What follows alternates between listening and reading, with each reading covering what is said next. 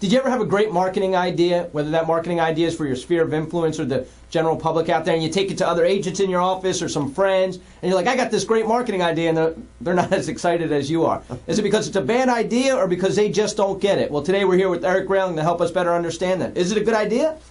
Well, it depends. If it was coming from you, probably not. But no, I think what's important to understand is, we've got this thing between our ears. It's called a brain. Great. Right? And it really dictates a lot of things in our life, right? And yeah, I'm certainly not going to get into the detail of the id and the super id and all this stuff, what's firing, what's not firing. We don't need to know all that. No, I just want to know how I'm going to get more clients with my marketing. I don't want to know about the brain and all that. So when you walk into that office and you're telling somebody about the great idea, well, if that, that idea may not be appealing to the characteristic that's most dominant in his brain.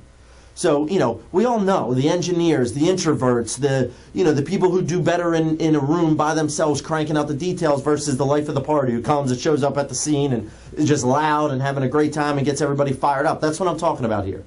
And so what you need to do is understand that. So you may be coming in with a great idea and talking about, Bob at your office, but if that idea doesn't appeal to him, it's falling on deaf ears. So what should I be doing? Should I be emailing? Should I be on Facebook? Should I be sending snail mail? What should I be doing? I think you've got to be doing all of that. And that's the important part of, developing your marketing plan and understanding how the consumer works up here in this real complex thing.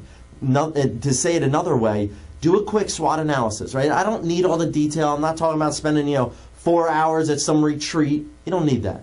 You sit down, 10 minutes, and go, what am I good at? What am I not so good at? What does my marketing message most rely on, and what could I add to it? And when I'm talking about rely on and add to it, I'm talking about different mediums, different ways to deliver the message.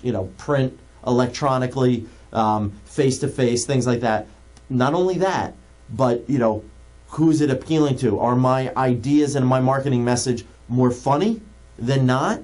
Well, then throw in some more serious campaigns. Bottom line, though, if I want to grow my business, what's the most important thing? Well, I think there's two things, really, you got to consider when you're talking about marketing. Consistency. It's clear. Top producers, they know they got to be consistent with their message. And the second is to mix that, is to make sure that we're appealing to those different 4 brain characteristics or traits as often as we can. Thank you.